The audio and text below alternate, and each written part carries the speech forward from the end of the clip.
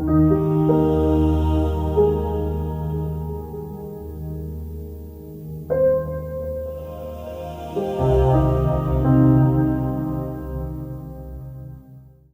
cette vidéo, je vais vous livrer la méthode que j'utilise pour effectuer un bilan énergétique en radiesthésie, et ceci afin de déterminer avec exactitude des valeurs vibratoires ainsi que des pourcentages d'énergie utile.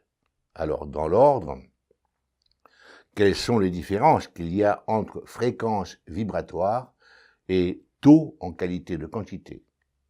Après quelques exemples, vous découvrirez ma technique pour déterminer les fréquences vibratoires utiles à l'organisme pour son fonctionnement et s'il y a problème de santé, la nécessité de déterminer la fréquence vibratoire du problème. En complément, établir en pourcentage la quantité d'énergie vitale utilisée par le système nerveux autonome pour résoudre le problème, ainsi que la quantité d'énergie vitale subsistante et utile pour le fonctionnement du reste de l'organisme. Alors, pour désigner l'énergie vitale, je la nomme sous deux vocales, énergie vitale ou ressource vitale. Ces deux termes désignent la même ressource. Comprendre la différence entre fréquence vibratoire et taux. Un taux est un rapport entre deux grandeurs exprimées en valeur absolue et souvent en pourcentage.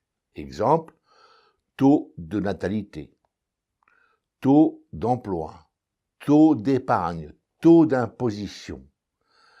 La fréquence, c'est le nombre de fois qu'un phénomène périodique se reproduit par unité de mesure du temps.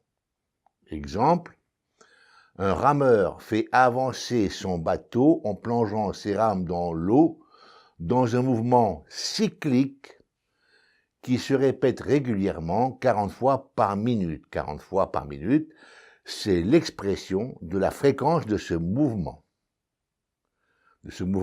périodique en cycle par minute. Voici un exemple qui devrait faire réfléchir les personnes qui confondent taux avec fréquence, ou qui, de façon encore plus irrationnelle, mesurent en radiesthésie une fréquence vibratoire en parlant de taux vibratoire. Exemple, les impositions seront au taux de 10% des salaires et les prélèvements se feront sur une fréquence de 10 mensualités par an.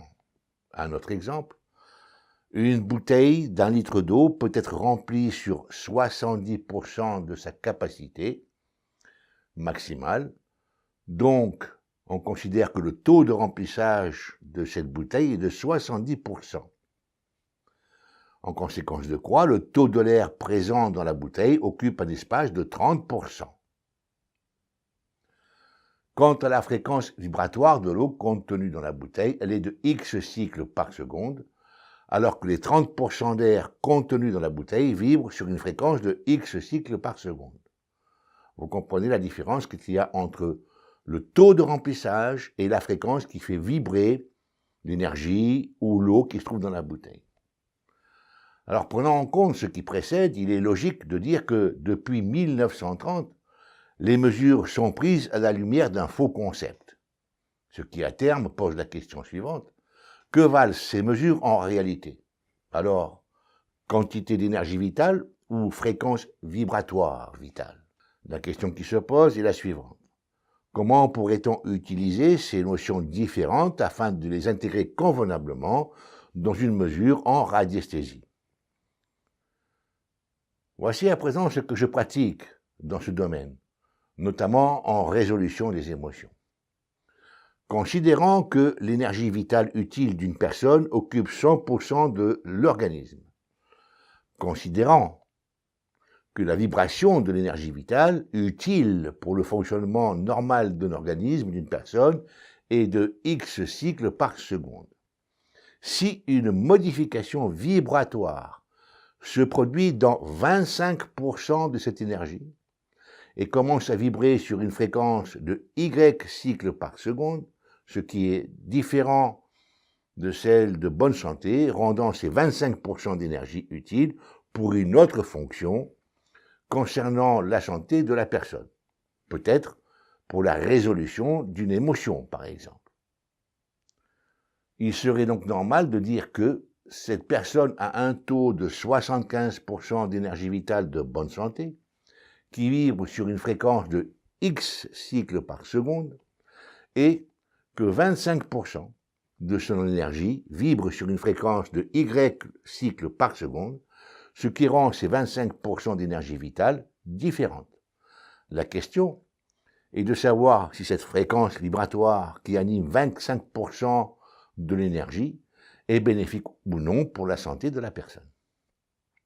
Alors voici la méthode pour établir un bilan énergétique. En premier, trouver la fréquence vibratoire de l'énergie vitale utile pour le bon fonctionnement de la personne. Elle sera définie en fréquence vitale par seconde. En deux, établir la fréquence vibratoire de l'organe malade ou d'une douleur ou d'une émotion, selon les cas. Elle sera définie aussi en fréquence vitale par seconde. 3. Ensuite, complétée par une mesure de la quantité d'énergie vitale utilisée par le système de défense naturel de la personne, permettant de contrer le problème, maladie, douleur ou émotion.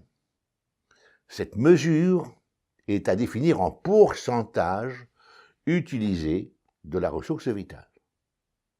Exemple, la quantité d'énergie vitale pour le fonctionnement de l'organisme est de X%, donc la quantité d'énergie vitale pour guérir telle ou telle maladie est de X%.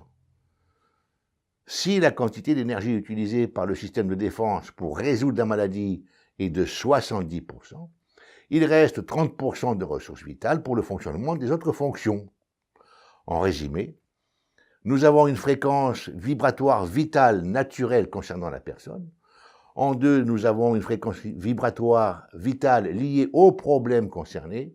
Et en trois, une quantité de ressources vitales ou énergie vitale utilisée par le système de défense naturelle pour pallier au problème. En 4, une quantité de ressources vitales restantes pour le fonctionnement de l'organisme, digestion, respiration, bref, toutes les fonctions autonomes vitales. C'est beaucoup plus logique et plus en adéquation avec les concepts énergétiques. Merci d'avoir suivi cette vidéo. D'autres vidéos sont en préparation et seront diffusées sur cette chaîne YouTube. Si vous le désirez, vous pouvez vous abonner à cette chaîne, ceci, afin d'être averti lorsque je mettrai de nouvelles vidéos en ligne. Dans le but d'encourager la création et la production de nouvelles vidéos, un doigt levé et un petit commentaire sont toujours gratifiants pour les personnes qui élaborent ces projets. En d'autres termes, vous ferez plaisir à Marie-Ange, ma compagne, et moi-même. Merci à vous et je vous dis à la prochaine rencontre.